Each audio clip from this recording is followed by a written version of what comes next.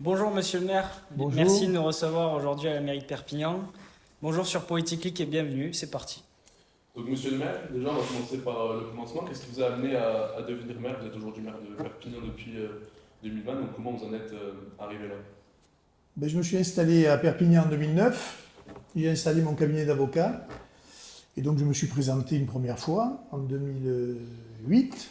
Puis il y a eu l'épisode des chaussettes, de la fraude à la chaussette. Je me suis représenté en 2009, donc année où je me suis installé à Perpignan. Et puis voilà, je pense que cette ville mérite mieux que ce qu'on a vu jusqu'à présent. Et avec des amis, on a bâti un projet. Et en 2014, on a failli gagner, puisque j'avais réalisé 45% au deuxième tour contre tout le monde. Et donc 5 ans après, 6 ans après même, j'ai été élu maire.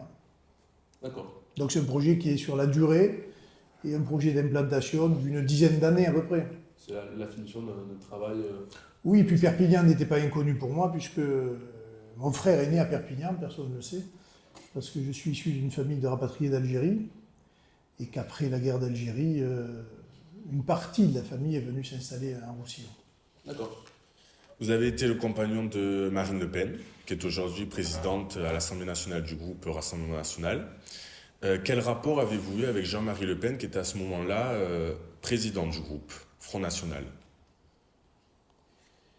Non, il était président du parti. Oui, du parti. Oui. J'ai toujours eu des relations avec lui, j'allais dire en dents de scie. Donc ça dépendait de ses déclarations et de la manière dont moi-même je réagissais à ce qu'il pouvait dire. Mais sur le fond, j'avais des relations assez franches et directes. Voilà. Une fois, il avait dit d'ailleurs dans un journal, il avait dit Louis est un garçon gentil, mais il a des réactions assez vives. Et c'est vrai que sur un certain nombre de sujets, je suis quand même monté au créneau pour contester ce qu'il disait. Et finalement, l'avenir m'a donné raison. Donc je ne regrette pas de l'avoir fait. Et est-ce que d'ailleurs vous voyez encore dans le Rassemblement national un héritage de Jean-Marie Le Pen? Héritage, on est la continuation juridique du Front National, mais c'est vrai qu'aujourd'hui, on n'a plus grand-chose à voir avec le Front National de l'époque, ni en termes de personnel, ni en termes de manière de voir les choses. Et de ce point de vue-là, il y a beaucoup de choses qui ont changé. Et donc, je dirais qu'on est la transformation de quelque chose qu'il y a eu, mais qu'en fait, on est un nouveau parti dans la politique française. On est assez récent, beaucoup plus récent que les autres. Voilà. Vous croyez en cette dédiabolisation du Rassemblement national? Ah oui, d'ailleurs, c'est elle qui aujourd'hui donne les scores qu'il donne à Jordan Bardella, qui a permis à Marine Le Pen d'être 2 fois au deuxième tour de la présidentielle, etc. Donc, de ce point de vue-là, d'ailleurs, je suis rentré moi-même en politique en ayant cette idée-là, en disant on fait les bons constats, mais c'est sûr qu'il faut y répondre d'une manière cohérente en essayant de rassembler le plus de citoyens possible, quels qu'ils soient. Et on n'a pas toujours été entendu, mais au fur et à mesure, on voit bien que c'est un constat qui est partagé par beaucoup. Donc on a vu que vous avez eu des liens avec la famille de Marine Le Pen, etc. Est-ce que vous pensez aujourd'hui que les liens familiaux ils sont importants à la fois au Rassemblement national, même en général dans les différents groupes et dans les différents partis politiques? Est-ce qu'ils ne sont pas néfastes? On dit souvent qu'il ne faut pas trop marier la famille et le travail. Qu'est-ce que vous en pensez de ça? Oui, mais le problème, c'est que vous savez, 80% des couples se forment sur leur lieu de travail. Alors si vous commencez à vouloir séparer tout le monde, voilà. Il suffit de regarder la télévision pour voir que l'ensemble des journalistes, en général, sont les fils d'eux ou les filles d'eux. Et oui, c'est pareil dans les entreprises, et c'est pareil souvent en politique. Mais moi, c'est une rencontre, j'allais dire, fortuite. Je suis rentré, je ne connaissais ni les uns ni les autres. Oui, tout à fait. Et c'est la vie qui a fait que. Donc, mais je pense que ce n'est pas un handicap en soi, parce que vous savez, la politique, c'est aussi la confiance. Et faire confiance à quelqu'un de nos jours, c'est de plus en plus risqué.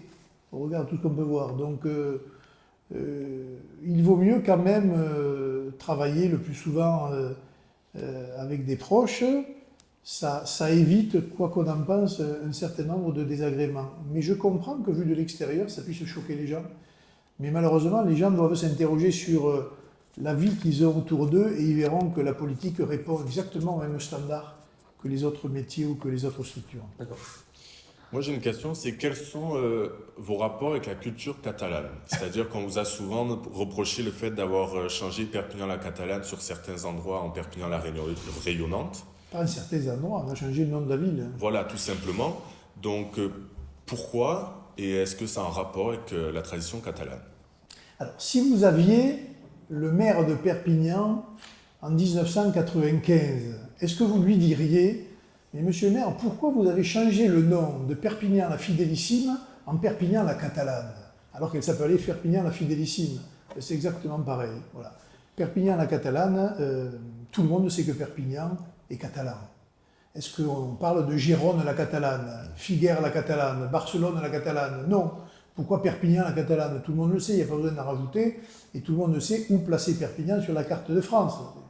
Tous les matins on se lève, on la voit la météo d'ailleurs. Donc, je veux dire, ça c'est un mauvais procès que l'on m'a fait, mais ça fait aussi partie. C'est historique. Vous avez vous qui êtes étudiant, allez voir un certain nombre d'écrits sur la réalité de cette affaire de Perpignan la Catalane, et vous verrez que c'est un micro-parti politique qui s'appelle Unitat Catalana, ce sont des lobbyistes catalanistes qui prônent l'indépendance du département, carrément, hein, avec la République française, qui sont allés se vendre au plus offrant. Le plus offrant à l'époque, c'était M. Alduy, et ils se sont vendus, ils ont rentré 2 ou 3 élus dans le conseil municipal, et c'est comme ça que Perpignan est devenu Perpignan la Catalane. Mais personne ne le demandait, personne ne le revendiquait, parce qu'ici, tout le monde se revendique comme catalan et roussillonnais.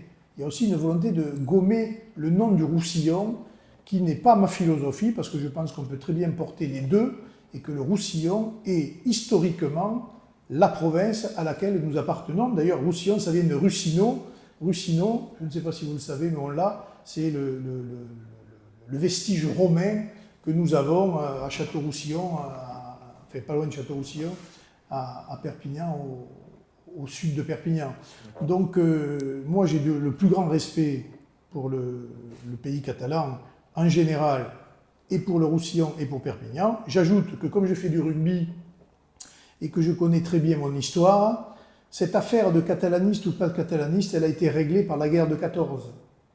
Et ça, on a du mal à se saisir de l'impact qu'a eu la guerre de 14 sur un département comme le nôtre et sur une ville comme la nôtre, parce que cette guerre de 14, il y a, en termes de population, en pourcentage de Catalans morts pour la France dans les tranchées, un peu partout sur le front contre les Allemands, a été énorme, comme les Bretons, comme un certain nombre d'autres provinces qui constituent la France. Et donc le maréchal Joffre, qui commandait l'ensemble des armées françaises, était de Rivesaltes, c'était un Catalan. Mais pire que ça, l'équipe de rugby de l'USAP a été pratiquement décimée durant ces guerres-là, et c'est pour cette raison que le maillot de l'USAP est bleu ciel. Le short blanc, les chaussettes sang et or. Ça date de l'après-guerre et du respect pour le sacrifice des soldats qui étaient le capitaine Aimé Giral. Le stade s'appelle Aimé Giral. Personne ne le sait, hein. Et moi, je tiens à le rappeler parce qu'à partir de ce moment-là, les Catalans sont restés catalans de culture, mais ils étaient français. Et d'ailleurs, on retrouve ça très bien dans les livres. Et donc aujourd'hui, on veut nous rattacher systématiquement à Barcelone. Moi, je n'ai rien contre Barcelone. Mais on essaie d'avoir des liens avec tout le monde. Mais je pense qu'on a notre vie à nous, notre histoire à nous, notre manière de voir les choses, et qu'on n'est pas systématiquement obligé d'aller se fondre avec d'autres qui ont d'autres priorités. La meilleure preuve, c'est que si Barcelone se souciait de nous, ils se seraient déjà très sérieusement occupés de Perpignan, ce qu'ils n'ont jamais fait, parce que c'est 2 philosophies différentes, même si c'est la même culture. D'accord. Et du coup, on parle du fait que vous êtes maire de Perpignan. Est-ce qu'en général, c'est une ville qui est difficile à gérer, que ce soit la sécurité à Perpignan? Et après, il y a une deuxième question, c'est par rapport à votre opinion sur le couvre-feu. Ça avait fait légèrement polémique il y a 2-3 semaines. Est-ce que vous pouvez vous exprimer là-dessus, s'il vous plaît? Alors, le couvre-feu, c'est Ménard qui en a fait l'expérimentation. Et moi, j'ai dit que je regardais ce que faisait Ménard à Béziers, mais que je ne voyais pas la nécessité de le faire à Perpignan. Parce que la délinquance que nous avons à Perpignan, ce n'est pas des gamins de 13 ans. C'est plutôt des gamins avec un âge au-dessus. Et donc le couvre-feu, j'allais presque vous dire, quand un policier voit un gamin de 12 ou 13 ans dans la rue, seul, c'est déjà ce qu'on fait. On va le voir, lui demandant qu'est-ce qu'il fait dans la rue. On lui demande où sont ses parents et on le ramène, quelquefois, on les ramène aux parents. Ça se fait déjà, il n'y a pas besoin de faire de la publicité sur un arrêté municipal qui, à mon avis, à Perpignan, n'aurait pas un grand effet. En revanche, sur la délinquance, on est comme toutes les villes de France. On a un très très gros souci de drogue. Pour moi, c'est la priorité que devrait avoir aujourd'hui le pouvoir, pour des raisons liées au trafic, pour des raisons liées à ce qu'il y a autour de ce trafic, prostitution, exploitation de clandestins, qu'on met comme dans des mafias, qu'on exploite en leur donnant la pièce, en sachant qu'ils risquent rien, etc. Problème de santé publique. De plus en plus de jeunes aujourd'hui ont des problèmes psy, notamment liés à la consommation de stupéfiants. Et quand on voit les stupéfiants qui circulent sur le marché, pas seulement de Perpignan, mais de la France entière, je peux vous dire que les dégâts sont irréversibles sur le cerveau. Et on ne le dit pas assez. Alors moi, je vois des campagnes du ministère de la Santé sur le tabac, je vois des campagnes sur l'alcool, tout ça, oui, c'est nécessaire, il faut le faire. Mais je ne vois jamais rien ou trop sur la drogue. Et je pense que, en tout cas, c'est ce que je souhaiterais moi, qu'il y ait plus de choses à l'école pour sensibiliser les jeunes et les parents d'élèves sur les conséquences. Voilà. C'est pas seulement fumer un joint, ah ben tiens, c'est sympa, etc. Derrière, aujourd'hui, avec la dose de toxicité de ces substances-là, il peut y avoir des conséquences irréversibles sur le cerveau, tout simplement, et donc sur la vie. Et moi, je me refuse à cette fatalité-là. Donc, pour répondre à votre question, sur la délinquance, oui, alors, est-ce difficile? On fait avec les lois, on ne fait pas au-dessus des lois, mais moi, je suis très inquiet de l'avenir de la jeunesse et de la population à cause précisément de ça. Et donc, oui, ce sera de plus en plus compliqué, parce qu'il y a de plus en plus d'argent. Et c'est sûr que vu les sommes, quand vous avez des points de deal à Perpignan qui font 60 000 € au jour, ça vous donne un peu l'échelle de l'argent qui circule et de la manière dont un certain nombre de jeunes ne voudront plus jamais travailler après avoir eu la facilité de vivre, comme on peut voir sur tout un tas de réseaux sociaux, comme des petits nababs sans rien faire. Le problème, il est là aussi. D'accord.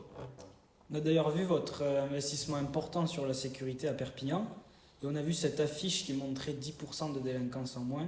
Est-ce que vous pensez que c'est suffisant, 10% de délinquance? Ah non, j'ai toujours dit qu'il fallait rester humble et modeste et que c'était un travail de Romain. Et que ces 10%, on les a eus après 2 ans de mandature, et c'est selon les chiffres communiqués par le procureur de la République, etc. On n'a pas pris des chiffres hasard, mais si vous réglez le problème du trafic à outrance de stupéfiants, vous allez résoudre le problème, pas complètement, mais d'une manière significative de la délinquance. Parce que beaucoup de délinquances dans nos rues sont directement le fait de ces trafics-là. Donc c'est un ensemble de choses, et il y a la partie répression, c'est comme ça, c'est nécessaire, on le fait, mais il y a la partie pédagogie et éducation, et ça, on essaye d'œuvrer à notre niveau, mais une mairie n'est pas censée faire tout ça. La santé publique n'est pas du domaine de la mairie, et la sécurité ne l'est qu'en partie. Et donc c'est à l'État à prendre ses responsabilités et à faire le nécessaire pour éviter ces débordements qui sont à l'échelle nationale, il faut quand même le dire. Alors, vous avez reçu à Perpignan le meeting de Marine Le Pen et Jordan Bardella, et on a vu par la suite Colombe, cette femme qui travaillait au Resto du Cœur, qui a été mise à l'écart. Remercier, puis finalement ils sont revenus en arrière. Voilà, et on a vu donc dès ce mois de juin, elle est embauchée à la mairie de Perpignan au CCAS. Pourquoi? Alors, elle est embauchée au CCAS, et ce n'est pas tout à fait la mairie de Perpignan, hein, c'est le service social de la ville de Perpignan, mais parce qu'il y a eu une énorme pression. Sa vidéo a été vue à 11 millions de fois. Hein. Et nous, on a quand même, le CCAS, un bureau social où il reçoit des cas désespérés. Et c'est vrai que ce cas a marqué les consciences, et donc on s'est rapproché de cette dame-là. Il se trouvait qu'elle a des diplômes, parce qu'on oublie de le dire. Elle a une formation, elle n'est pas sans diplôme, elle n'est pas... ça peut arriver, c'est pas non plus péjoratif dans ma bouche. Mais en tout cas, elle avait une formation professionnelle, et donc il se trouvait qu'on a eu une mission qui correspondait à ses diplômes et qu'on lui a proposé, ce contrat-là. Mais maintenant, je veux dire, c'est elle qui choisit. Elle a choisi de venir, mais entre-temps, elle a aussi trouvé, parce que son cas a tellement fait parler que d'autres associations caritatives sont venues lui proposer des choses. Donc, elle est très à cheval sur tout ça, et elle a un avocat d'ailleurs. Et donc, je ne peux pas vous en dire plus, mais oui, on lui a proposé. Et finalement, si ça avait été quelqu'un d'autre, on l'aurait fait aussi. D'ailleurs, on le fait systématiquement. Ok. Mais vous connaissez, vous qui êtes jeune et qui vous préparez à rentrer dans la vie active, que malheureusement, sur des formations spécifiques d'aide à domicile, d'aide soignante, il faut des diplômes, il faut des formations. Et en tout cas, elle en a. Et c'est vrai que ce cas était quand même très, comment on pourrait dire, très marquant pour l'opinion. Moi, de tout ce que j'ai pu voir dans ma carrière, c'est la première fois que je vois une vidéo vue à 11 millions en aussi peu de temps. Vous qui êtes des spécialistes des réseaux sociaux, vous me direz si ma vidéo aura fait autant de vues. Je ne crois pas. J'espère. Sur un plan national, nous sommes le pays où l'inflation est la plus faible, le chômage est au plus bas depuis 40 ans, nous sommes le pays leader de la création d'emplois dans la zone euro, nous sommes aussi champions d'Europe de l'attractivité économique. Aujourd'hui, qu'est-ce que vous pensez de la politique macroniste? Je ne sais pas si vous venez de me lire un tract de Macron, mais, Certainement. mais je ne pense pas à tout ça. Voilà. Je pense qu'effectivement, il y a par exemple le chômage, c'est vrai, mais si le chômage est aussi bas, c'est qu'il y a des raisons. C'est qu'on a des inscrits des dizaines de milliers de personnes parce qu'ils ne correspondaient plus à des critères qu'on a remis, etc. Je pense qu'il y a toujours, d'ailleurs on le voit bien, il y a une inadéquation des offres de postes avec des demandes, ce qui prouve bien qu'il y a plein de gens qui cherchent du boulot dans notre département, par exemple, mais vous avez en face de ça des milliers d'offres qui ne sont pas pourvues. C'est donc il y a quand même un problème. Donc déjà sur le chômage, moi je serais plus critique que cela, et sur l'inflation, je ne souscris pas à cette affaire, on est mieux que les autres pays d'Europe, parce que c'est en train de ruiner notamment les classes sociales les plus faibles et les classes moyennes, notamment l'énergie et les produits alimentaires, sans compter l'essence. Voilà. Donc on peut dire tout ce qu'on veut, mais d'ailleurs le gouvernement a été obligé de tenter de faire quelque chose, mais si on avait, qu'on appelle ça, repris l'accord européen de régulation de l'énergie, nous n'en serions pas là et nous n'aurions pas une énergie payée par nos concitoyens ou par les entreprises 3 fois plus cher que ce qu'elle vaut réellement produite en France. Si on avait fait dans l'alimentaire, on avait baissé la TVA à 0% pour les produits de première nécessité, un panier de 100 produits, eh bien, ça aurait permis aux gens qui ont du mal à finir les fins de mois à peut-être avoir un peu plus de pouvoir d'achat, etc., etc., etc. Donc, je pense qu'il y a un décalage complet entre ce que l'on peut voir des grands indices, quand le ministre de l'économie dit « j'ai sauvé l'économie ». Écoutez, moi, tous les gens se moquent de lui, parce que les gens, aujourd'hui, malheureusement, il y a une classe sociale qui vit très bien, celle-là, elle a besoin de personne. Hein. Et puis, en bas, vous avez des gens qui regardent et disent « mais ça ne profite jamais à nous, quoi. Hein.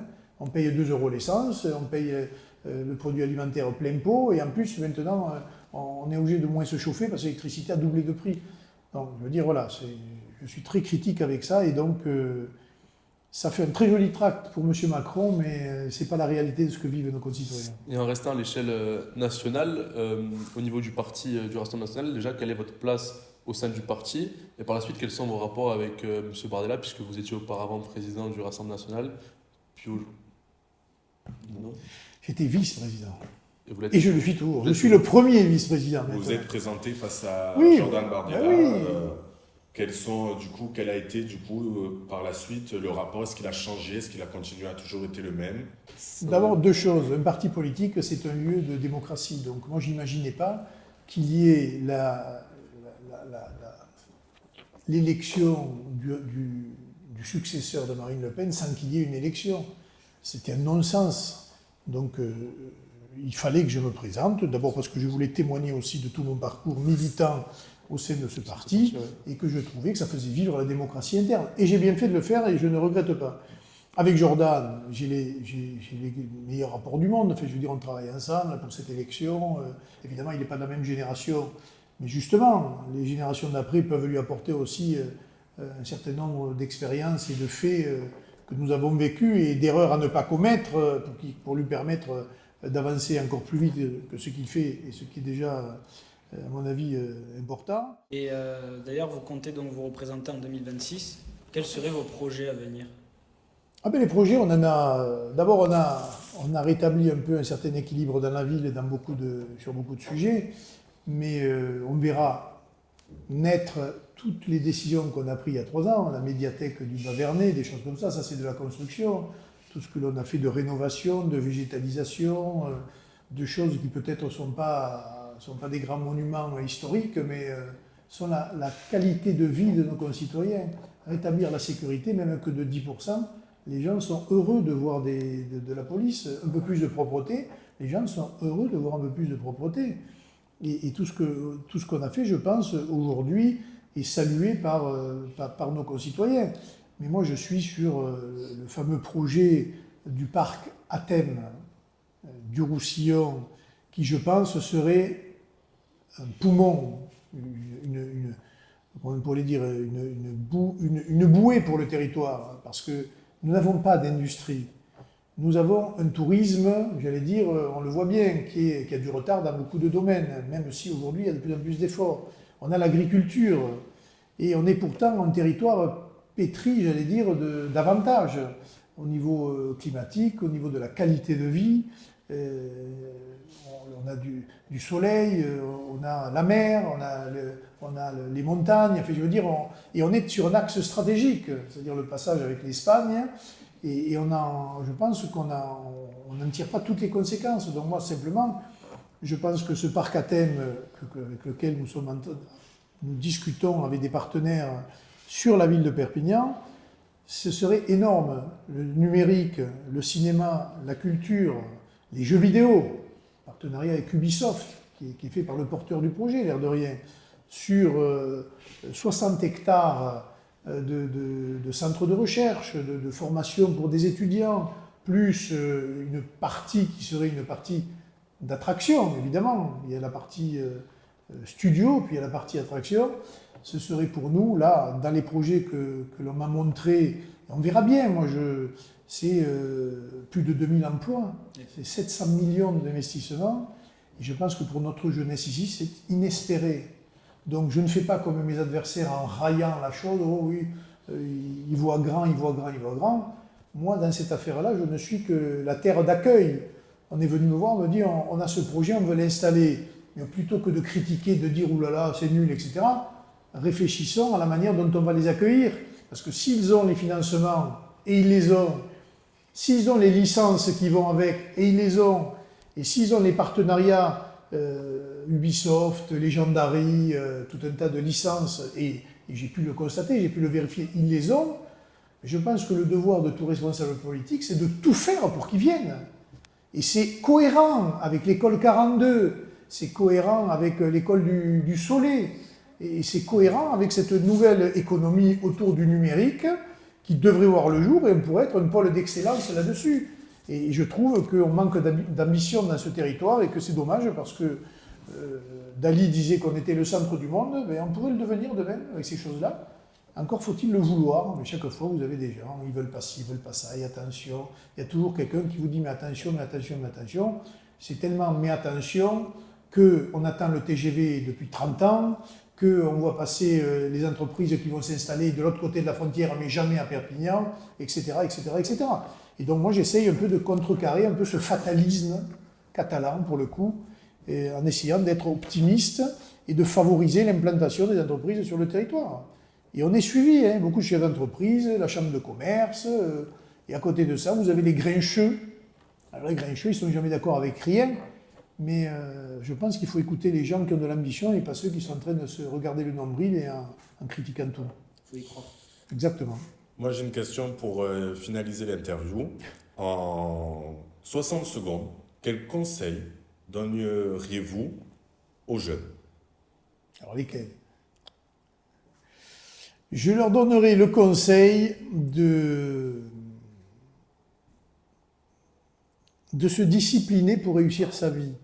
Voilà, de se discipliner pour réussir sa vie, c'est-à-dire avoir des valeurs, du respect, travailler, la valeur travail est une valeur essentielle à l'épanouissement et à sa propre liberté.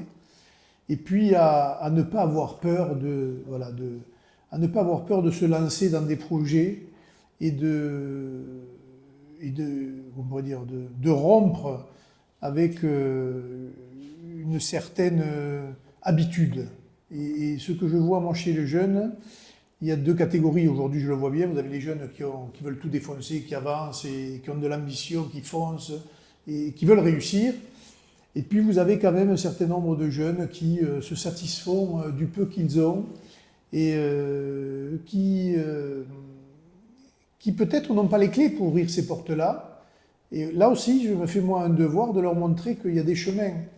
Et c'est pour cela qu'on essaye d'ailleurs dans un certain nombre de quartiers, par des job dating, par de la formation et du sport, de l'instruction civique, de leur montrer qu'il y a autre chose que leur quartier. Parce que dans les quartiers, il y a des gens, moi je les pratique maintenant, vous avez plein de jeunes qui veulent s'en sortir. Mais ils sont jamais pris en main par des gens qui veulent qu'ils s'en sortent finalement. Il y a des associations qui les maintiennent dans un environnement sans leur montrer, sans les sortir de là pour leur montrer autre chose. Et après, ces jeunes, une fois qu'ils ont sorti, qu'ils ont créé leur entreprise, qu'ils ont fait peut-être Sciences Po, je ne sais rien, qui ont des diplômes, etc., ils reviennent au pays, ils reviennent dans leur famille et ils leur montrent qu'il y a d'autres horizons. Et ça, je trouve que c'est le plus dur. Parce qu'il y a beaucoup d'argent qui est mis là-dedans. On le voit, la politique de la ville. Nous, on a des EAJ, on a des centres, des espaces citoyens. On essaye de faire le maximum, mais on se heurte à une inertie. Et cette inertie-là, c'est ce qui est le plus difficile. Donc moi, j'invite les jeunes à sortir, de leurs habitudes et à manger le monde, si je puis dire, parce que c'est leur vie. Qui ne croient pas que quelqu'un la fera pour eux. C'est à eux de se prendre en main. Il y a aussi ce principe de responsabilité qui est très important. Merci Louis Alliot. Merci beaucoup, monsieur. Merci à vous. Merci beaucoup.